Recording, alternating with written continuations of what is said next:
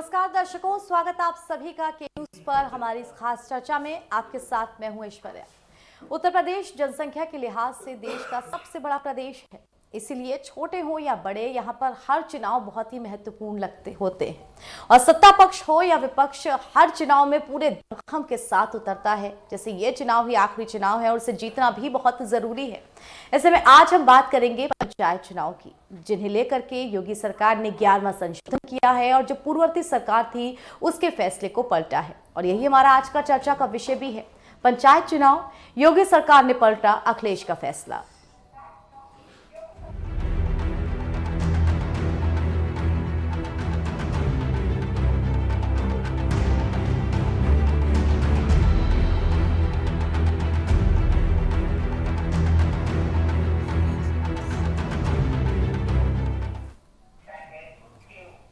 उत्तर प्रदेश के जो पंचायत चुनाव हैं उनमें बहुत ही कम वक्त अब बचा है, तैयारियां जोरों पर है। ऐसे में जो एक खास घटनाक्रम हुआ है जिसमें योगी सरकार ने 11वां संशोधन ला करके पूर्वी जो सपा सरकार थी उसका 10वां संशोधन उसमें बदलाव किए हैं। यानी कि जो रोटेशन की प्रणाली थी, चक्रानुक्रम था, उसे के बाद फिर से लागू किया गया है।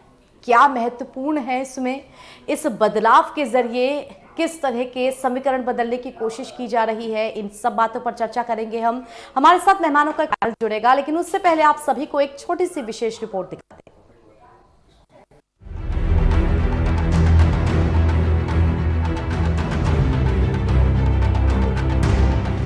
उत्तर प्रदेश की सभी ग्राम पंचायतों, नगर पंचायतों और क्षेत्र पंचायतों में आरक्षण का रोटेशन यानी चक्रानुक्रम जारी रहेगा। आरक्षण और आवंटन संबंधी 11वां संशोधन लाकर योगी कैबिनेट ने मंगलवार को अखिलेश सरकार द्वारा 2015 में लाया गया 10वां संशोधन समाप्त कर दिया है। अखिलेश सरकार ने 10वें संशोधन के तहत व्यवस्था की थी कि जहां पंचायतों का पुनर्गठन किया जाएगा, वहीं आरक्षण के रोटेशन को शून्य मानते हुए नए सिरे से आरक्षण निर्धारित किया जाएगा। वर्ष 2015 में हुए त्रिस्तरीय पंचायत चुनाव में प्रदेश के 71 जिलों में ग्राम क्षेत्र और जिला पंचायतों का नए सिरे से पुनर्गठन किया गया था। पिछली व्यवस्था के मुताबिक यह पहले से चल रही आरक्षण व्यवस्था को शून्य घोषित करके नए सिरे से आरक्षण तय किया जाना था, लेकिन सरकार ने फैसला लिया है कि पिछली बार इन जिलों में जो ग्राम पंचायतें, क्षेत्र पंचायतें और जिला पंचायतों का आरक्षण था वह अपने तयशुदा रोटेशन के मुताबिक ही बदलेगा। रोटेशन की प्रक्रिया को बाधित नहीं किया जाएगा।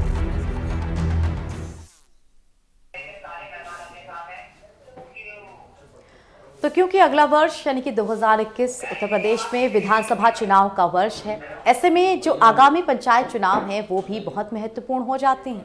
और चुनाव से ठीक पहले जो सरकार की तरफ से बड़ा फैसला लिया गया है, एक बड़ा संशोधन किया गया है, उस पर भी सबकी नजर बनी हुई है।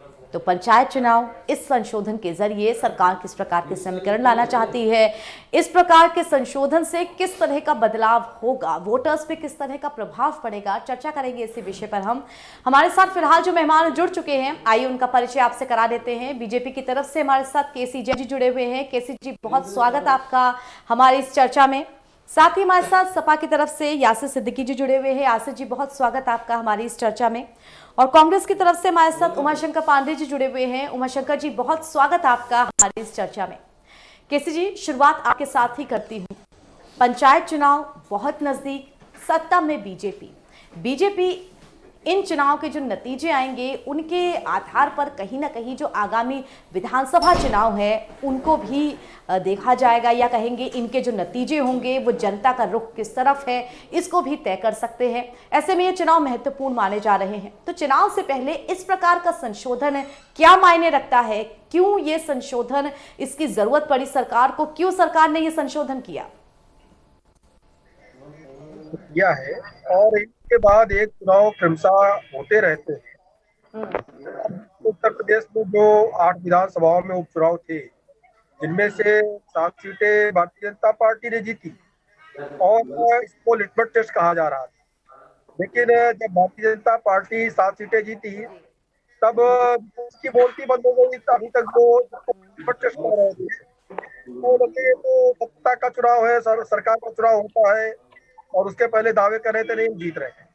दूसरी बात ये जो संशोधन को लेकर के है, तो देखिए जी सारे विधेयक, तमाम सारे संशोधन जी लगातार पारित हो रहे हैं, और उसको भी इस दृष्टि से देखना कि आगे चुनाव है, उस दृष्टि से जोड़ करके देखना ठीक नहीं हो, क्योंकि देखिए महत्वपूर्ण ये है ऐश्वर्या जी कि सीटें थी, और इनमें लगातार बहुत लंबे समय से बात कही जा रही थी सर्कुलेशन की, लेकिन वहां कहीं आबादी का हवाला दे करके, कहीं आपका प्रत्याशी पहले से चुनाव जीत रहा है, वो चेंज होने इन चीजों को ध्यान में रख करके डीएम और एसडीएम के पास तरीके की एप्लीकेशन दे करके कि यहाँ पे इस समूह की आबादी ज्यादा है, इसलिए यहाँ पे चेंज की जाए। तो परसेंटेज देखा जाए तब तो चेंज होता था, लेकिन पर्टिकुलर सीट में जो रोटेशन सिस्टम की बात कही गई थी, और जो माननीय उच्चतम न्यायालय भी कहता है कि रोटेशन से आरक्षण व्यवस्था लागू हो चुनावी प्रक्रिया, वो चीजें लागू नहीं थी ठीक से। पता चल रहा है ओबीसी सीट थी, लंबे समय से ओबीसी सीट थी वो, और ओबीसी जनरल होती चली आ रही थी, लेकिन सिस्टम के अनुसार एक बार उसको महिला सीट और एक बार उसको एससी सीट होना आवश्यक था। तो पे जो एसटी की सीट है उनको लाभ ही नहीं मिल रहा था, और 18,000 पंचायतें ऐसी हैं जो कि नई चयनित हुई हैं, जिनमें तो इस तरीके की कोई व्यवस्था ढंग से लागू ही नहीं थी, जहाँ पे जो कैंडिडेट सीट पे वहाँ के स्थानीय आबादी के हिसाब से हो गया, वो परमानेंट के लिए हो गया। तो उन चीजों को चेंज करना आवश्यक है ऐश्वर्या जी। इनकी सारी चीजों को ध्यान रखते हुए ये विधेयक लाया गया, संशोधन विधेयक लाया गया है, और खत्म होने के बाद आरक्षण का लाभ हर एक सीट पे जनता को मिलेगा, और उनको जो खास करके पिछड़े और दलित है, इनको नेतृत्व करने का अवसर प्राप्त होगा।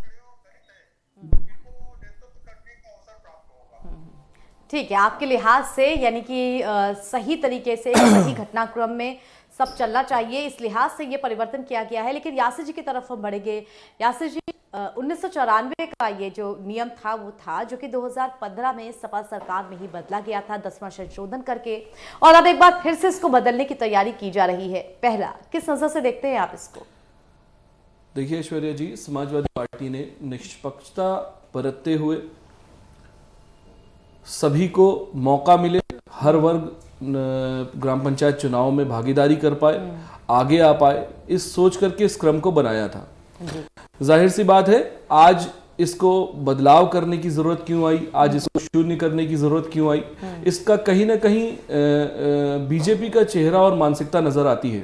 किस तरीके की राजनीतिक प्रोग्राम, राजनीतिक प्रणाली बना रहे हैं वो, कि उनको आज आरक्षण जो 2015 में राष्ट्रीय अध्यक्ष माननीय अखिलेश यादव जी द्वारा जिसको अरेंज करा गया, जिसको बनाया गया, आज उसमें उनको खामी नजर आ रही है, और उसको चेंज करने का उन्होंने ठाना है।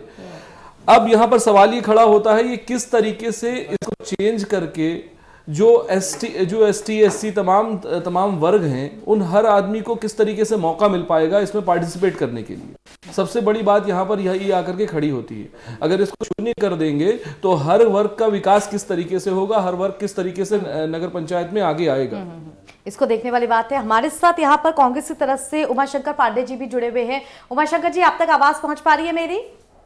2015 में जी उमाशंकर जी, 2015 में जो बदलाव हुए थे पंचायत के, उनके आंकड़े भी अगर देखे जाएं तो कांग्रेस ने अच्छा प्रदर्शन नहीं किया था। अमेठी में 36 में से 8 सीटें थी, और रायबरेली में भी 34 में से मात्र 6 सीटें रह गई थी कांग्रेस की। लेकिन एक बार फिर से अब संशोधन किया जा रहा है, एक बार फिर से पंचायत चुनाव आ रहे हैं। किस नजर से देखते हैं कि क्या कांग्रेस इन संशोधन में अच्छा कर पाएगी, और ये संशोधन इन्हें आप किस तरह से देखते हैं? पार्टी की सरकार हो या समाजवादी पार्टी, ये जनता के फायदे के लिए या आरक्षण की जो मूल भावना उसके अनुरूप कार्य नहीं करते हैं, ये अपने अनुरूप कार्य करते हैं। इनको कौन सी बात फायदा कर सकती है उस पर विमर्श करके ये उस चीज को लागू करते हैं। अन्यथा आप देखिए कि अभी जो पंचायत चुनाव है वो अब मार्च और अप्रैल मई में होने जा रहे हैं। 15 मई को कंप्लीट करना है। अगर योगी सरकार की चलती तो वो तो चुनाव जून में कराने वाले थे, लेकिन माननीय कोर्ट के आदेश के बाद अब इनको चुनाव कराना पड़ रहा है। आरक्षण की जो व्यवस्था कांग्रेस पार्टी ने खास करके राजीव गांधी जी ने पंचायती राज को दिया था, जिसमें त्रिस्तरीय पंचायत चुनाव में विभिन्न वर्गों को, खास करके महिलाओं को जो आरक्षण देकर उनके महिला सशक्तिकरण की दिशा में एक बड़ा कदम था। योगी सरकार या 2015 में अखिलेश सरकार, दोनों ने अपने फायदे के लिए इन चीजों को तोड़ा मरोड़ा है।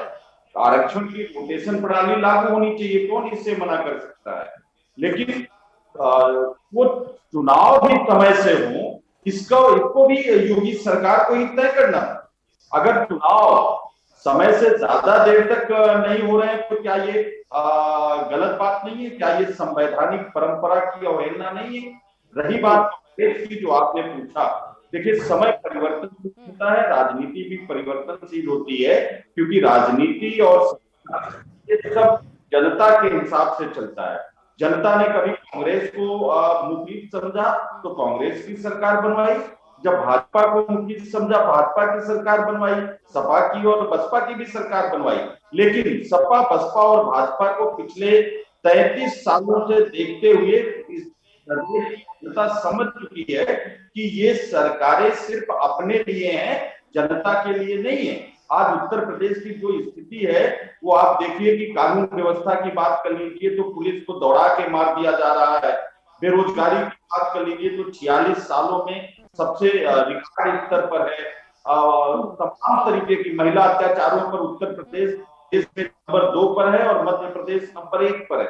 इस तरीके का जो माहौल राम राज्य के नाम पर बनाया गया, असल में जनता उससे बेहद परेशान है। डीजल और पेट्रोल के दाम आप देख लीजिए, महंगाई को, तमाम जो नारे इन्होंने लगाए थे वो नारे सिर्फ नारे रह गए, धरातल पर काम नहीं हुए। तो ऐसी स्थिति में अब जनता का मन बदला है और जिस उपचुनाव की बात अभी हो रही थी, मैं भी उन्हीं 2 उपचुनाव जो अभी हुए, पिछली साल हुआ और इस बार जो पिछली साल हुआ, उसके पहले साल जो 2 चुनाव हुए 11 सीटों का, उसमें कांग्रेस पार्टी का 11 सीटों पर जो मत प्रतिशत था वो बढ़कर 2 गुना हो गया था।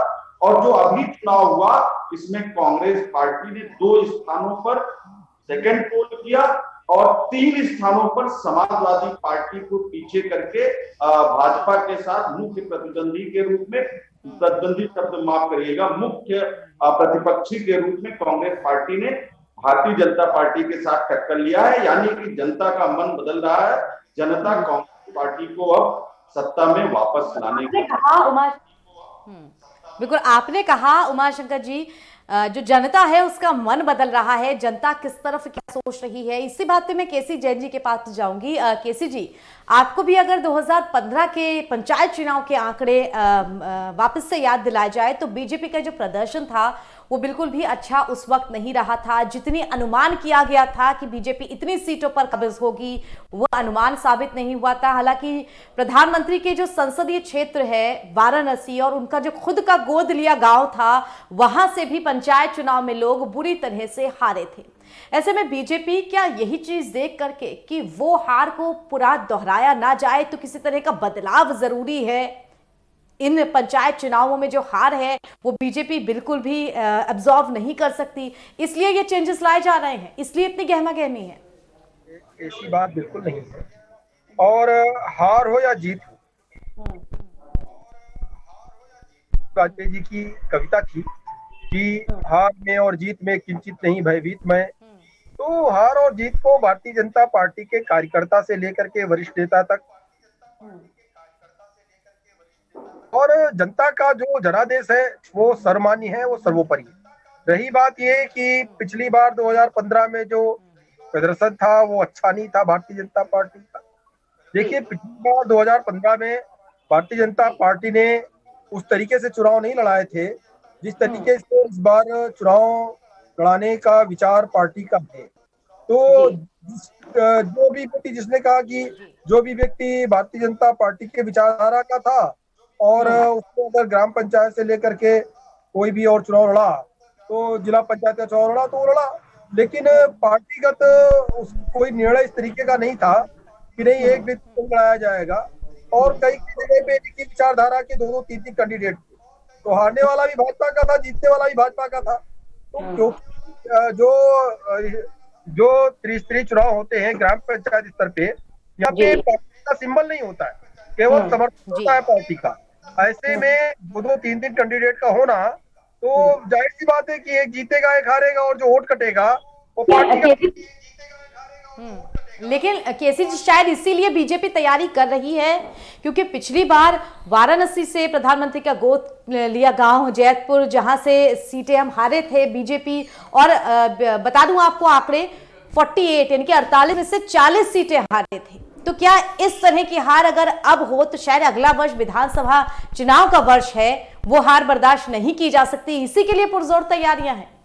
से लड़ रहे हैं और चुनाव हम पूरी तैयारी से, पूरी मेहनत से लड़ रहे हैं। और नगर जो अभी उपचुनाव हुए वो भी हम लोगों ने पूरी मेहनत से लड़े, उसमें कहने में कोई गुरेज नहीं। लेकिन ये जो परिवर्तन है, जो जिसकी आवश्यकता थी, तो देखिए आरक्षण व्यवस्था में सबको लाभ मिले, इस चीज का भारतीय जनता पार्टी ने रखा, और इसी तरीके का विधेयक लेकर के, संशोधन लेकर के भारतीय जनता पार्टी की प्रदेश सरकार लेकर के आ रही है। माननीय योगी आदित्यनाथ जी का स्पष्ट रूप से कहना है कि सबका साथ सबका विकास तभी संभव है। जी। जी। और उसके अंतर्गत जो संवैधानिक व्यवस्था है कि आरक्षण की व्यवस्था है, उसी को लागू करने का पूर्ण रूप से प्रयास माननीय योगी आदित्यनाथ जी ने को ला करके किया है। रही बात चाहे वो बनारस हो। बिल्कुल, तो बिल्कुल केसी जी, अगर बीजेपी की तरफ से सबका साथ सबका विकास की बात कही जा रही है, इसका मतलब हम ये माने कि 2015 में जो संशोधन हुए थे क्या वो सही नहीं थे, वो क्या सबका साथ सबका विकास नहीं था? फिलहाल इस पे भी चर्चा करेंगे, लेकिन छोटे से ब्रेक के लिए हम रुक रहे हैं। ब्रेक के बाद यही सवाल यासर जी के लिए हमारा रहेगा। छोटा सा ब्रेक दर्शकों, जल्द हाजिर होते हैं अपनी इस खास चर्चा में।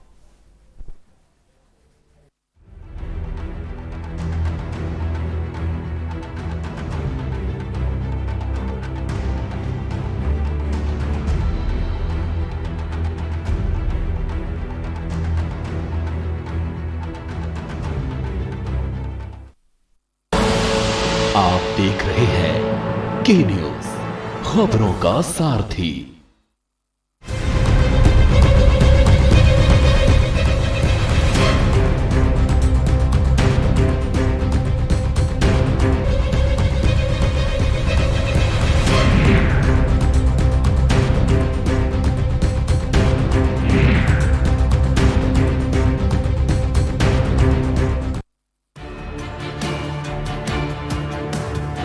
The Navy gives me confidence. The Navy gives me courage. The Navy gives me a career. The Navy gives you more. Indian Navy, an ocean of opportunities. खुदी को आजमाया है तो ये अंदाज आया है, खुदी को आजमाया है तो ये अंदाज आया है। तुम में भी मैं हूं, शुद्ध प्लस पान मसाला। आप देख रहे हैं के न्यूज, खबरों का सारथी।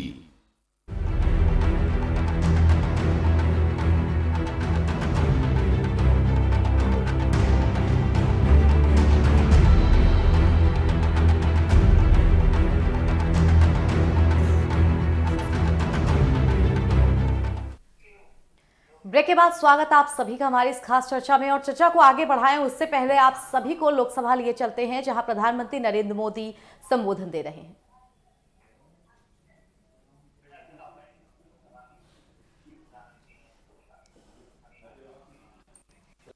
करने के लिए कुछ बातें प्रस्तुत करूंगा।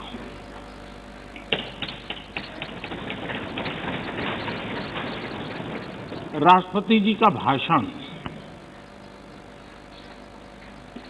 भारत के 130 करोड़ नागरिकों की संकल्प शक्ति का परिचय है। विकट और विपरीत काल में भी यह देश किस प्रकार से अपना रास्ता चुनता है, रास्ता तय करता है और रास्ते पर अचीव करता हुआ आगे बढ़ता है, ये सारी बातें विस्तार से राष्ट्रपति जी ने अपने अभिभाषण में कही है। उनका एक एक शब्द देशवासियों में एक नया विश्वास पैदा करने वाला है और हर किसी के दिल में देश के लिए कुछ करने की प्रेरणा जगाने वाला है। और इसलिए हम उनका जितना आभार व्यक्त करें उतना कम है। इस सदन में भी 15 घंटे से ज्यादा चर्चा हुई है। रात को 12-12 बजे तक हमारे सभी माननीय सांसदों ने इस चेतना को जगाए रखा है, चर्चा को जीवंत बनाया है, अधिक शार्पन किया है। इस चर्चा में भाग लेने वाले सभी माननीय सदस्यों का मैं हृदय से आभार व्यक्त करता हूं। मैं विशेष रूप से हमारी महिला सांसदों का आभार व्यक्त करना चाहता हूं, क्योंकि इस चर्चा में उनकी भागीदारी भी ज्यादा थी, विचारों की धार भी थी, रिसर्च करके बातें रखने का उनका प्रयास था और अपने आप को इस प्रकार से तैयार करके कि उन्होंने इस सदन को समृद्ध किया है, चर्चा को समृद्ध किया है। और इसलिए उनकी तैयारी, उनके तर्क और उनकी सूझबूझ, इसके लिए मैं विशेष रूप से महिला सांसदों का अभिनंदन करता हूं, उनका आभार व्यक्त करता हूं। आदरणीय अध्यक्ष महोदय, भारत आजादी के 75वें वर्ष एक प्रकार से अभी दरवाजे पर दस्तक दे ही रहे हैं। 75 वर्ष का पड़ाव हर हिंदुस्तानी के लिए गर्व का है और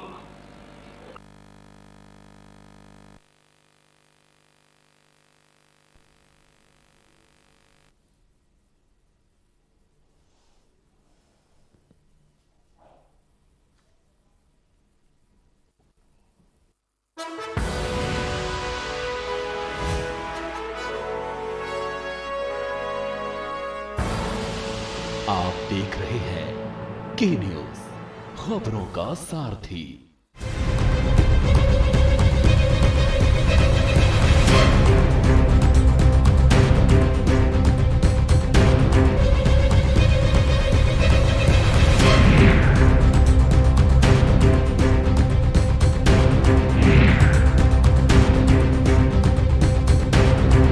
साल को हम देश को कहां ले जाना है, दुनिया में इस देश की मौजूदगी कहां करनी है, ये संकल्प हर देशवासी के दिल में हो।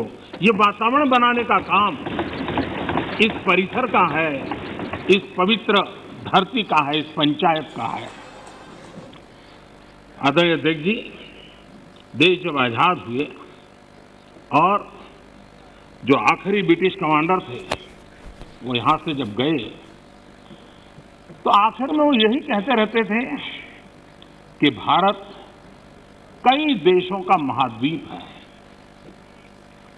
भारत कई देशों का महाद्वीप है और कोई भी इसे एक राष्ट्र कभी नहीं बना पाएगा। ये घोषणाएं हुई थी, लेकिन भारतवासियों ने इस आशंका को तोड़ा। जिनके मन में ये प्रकार के शक थे उसको समाप्त कर दिया और हम हमारी अपनी जिजीविषा, अपनी सांस्कृतिक एकता, हमारी परंपरा आज विश्व के सामने एक राष्ट्र के रूप में खड़े हैं और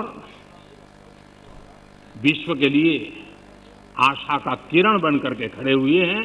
ये 75 साल की हमारी यात्रा में हमने पाया। कुछ लोग ये कहते थे कि India was a miracle democracy, ये भ्रम भी हमने तोड़ा है।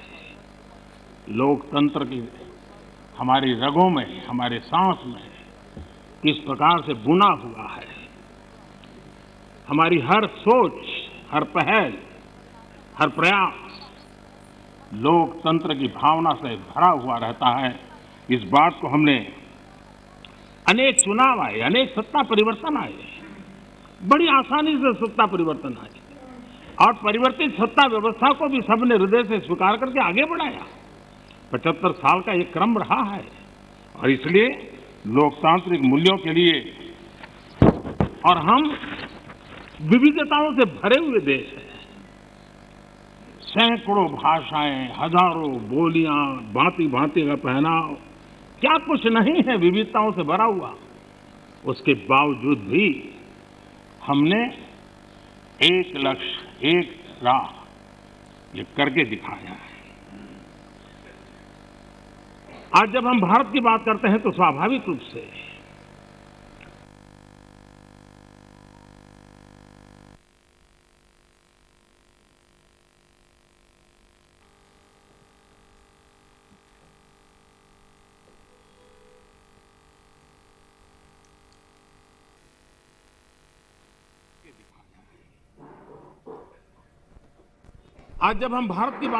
स्वाभाविक रूप से स्वामी संदेश होता है जो उसे पहुंचाना होता है। हर राष्ट्र का एक मिशन होता है जो उसे हासिल करना होता है। हर राष्ट्र के एक नियति होती है जिसको वह प्राप्त होता है। कोरोना के दरमियान भारत ने जिस प्रकार से अपने आप को संभाला और दुनिया को संभालने में मदद की, एक प्रकार से टर्निंग पॉइंट है। जिस भावनाओं को लेकर के, जिस संस्कार को लेकर के वेद से विवेकानंद तक हम पले बड़े हैं, वो है सर्वे भवन्तु सुखिनः।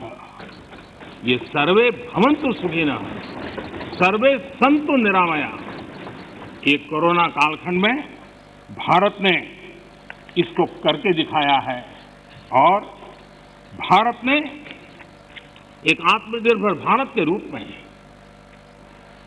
जिस प्रकार से एक के बाद एक ठोस कदम उठाए हैं और जन सामान्य ने उठाए हैं।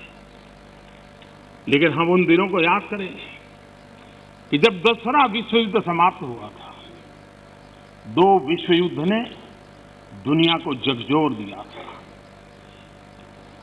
मानव जात, मानव मूल्य संकट के घेरे में थे, निराशा छाई हुई थी। और सेकेंड वर्ल्ड वॉर के बाद पोस्ट वर्ल्ड वॉर एक दुनिया में एक नया ऑर्डर, न्यू वर्ल्ड ऑर्डर, उसने आकार लिया। शांति के मार्ग पर चलने के शपथ हुए।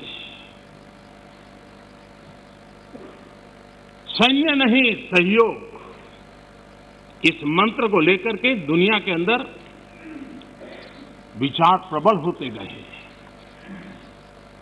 यूएन का निर्माण हुआ, इंस्टीट्यूशंस बनी, भांति भांति के मैकेनिज्म तैयार हुए ताकि विश्व को पोस्ट वर्ल्ड वॉर के बाद एक सुचारू ढंग से शांति की दिशा में ले जाया जाए।